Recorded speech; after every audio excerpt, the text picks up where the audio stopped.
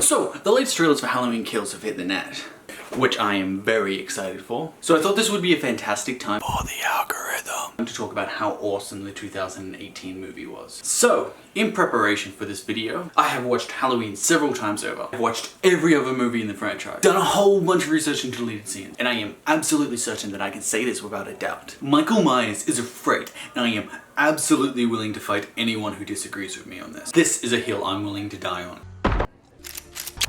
So before getting into this, I'd just like to highlight my favorite piece of foreshadowing ever, which just so happens to be in this movie. You want to shit under my sink? I will murder you and your whole family.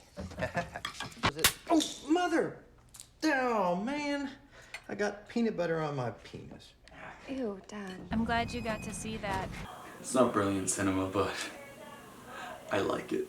So the latest installment actually shows us the reverse of what we would typically see in this franchise. I enjoy it, but I'm missing dance class for this. And this allows the movie to play around with some fun sequences from the original.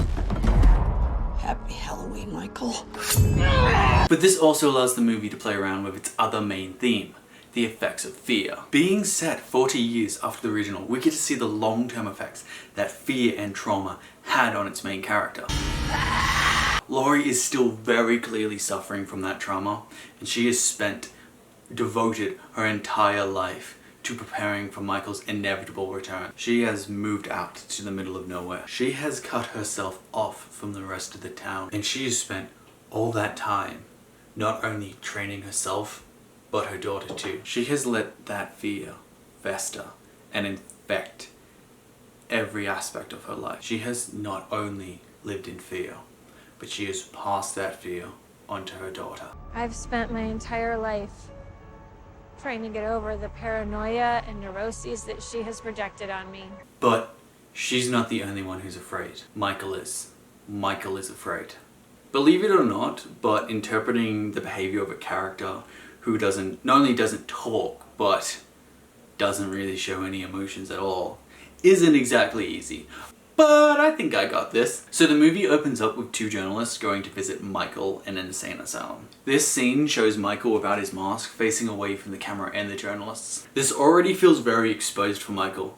We don't often get to see him chained up during the day without his mask, getting confronted. Then the journalist asks Michael. You feel it, don't you, Michael?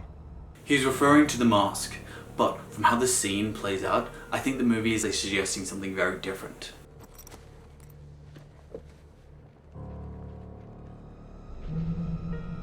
The second he pulls out the mask, the music starts. The camera angles get lower and begin to cut more rapidly.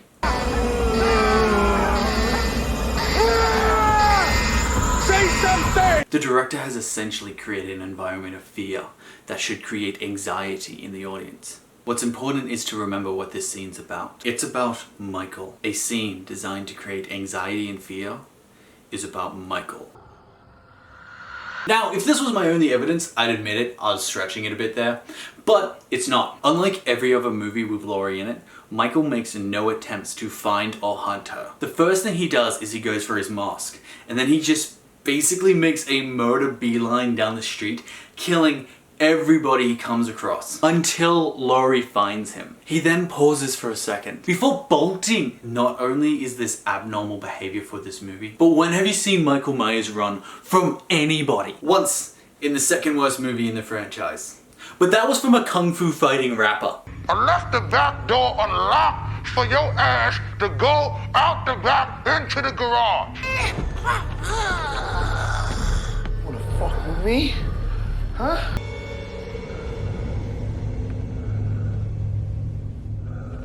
But that's no longer canon, so it doesn't count. It's Michael Myers. He doesn't run. And not only that, everybody else he has come across so far in this movie, he has killed. And that's not the only abnormal behavior he displays in this movie. Now that Michael has found Laurie, the only other possible threat to him, does he try to find her? Does he try to kill her? No.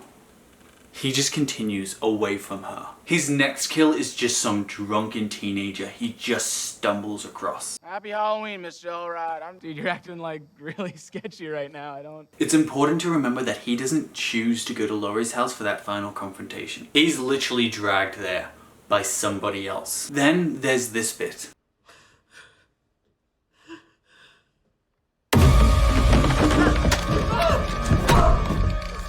This is one of the fun sequences from the first movie played in reverse. So instead of having Michael searching for a hiding babysitter, you have Laurie, the original babysitter, hunting a hiding Michael in her house. It's a fun, tense scene, but then Michael does this. Now that is something I know Michael has never done before. Michael is a calm, methodical killer. I've never seen him get anxious and just rush somebody. But it's not only that. Look at his behavior after this. He's cautious. I would even say he's overly cautious considering who he is. Now, I know none of this behavior is definite or an absolute provable fact that Michael is scared, but that's my interpretation. And when it comes to a character who's extremely subtle in his actions and his emotions are rarely seen, I think he's basically screaming out here. And I genuinely believe that Michael is afraid in this movie.